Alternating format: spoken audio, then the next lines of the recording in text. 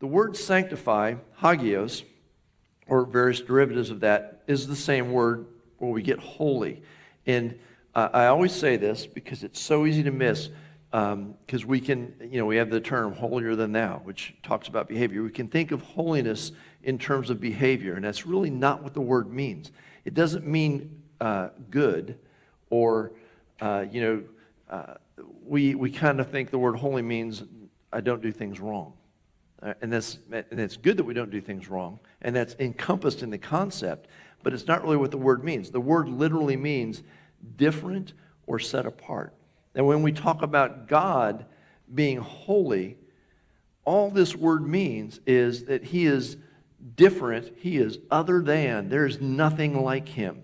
So when the angels are around the throne going, holy, holy, holy, they're just going, we don't have any other words. There's nothing else to describe Him. There's nothing like Him. He's utterly different, right?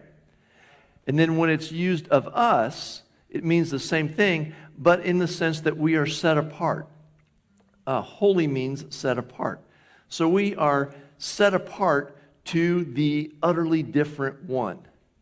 We are set apart for His purposes. And so, by extension, that ought to make us different, right? And so, holy ones, His holy ones, ought to be different than the world, the unholy ones. And that's where behavior comes in. But I want you to see that the behavior is a subset. It's important that we see that holiness or sanctification is about being set apart.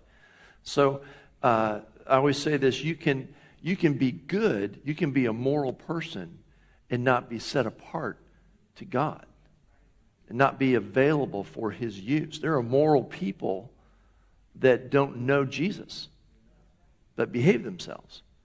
They're not holy, they're just moral. Holiness is being set apart for His purposes and His use. Everybody understand that?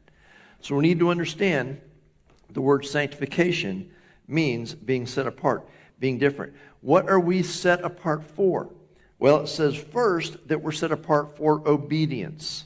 Now, this is a very simple point that you got to get.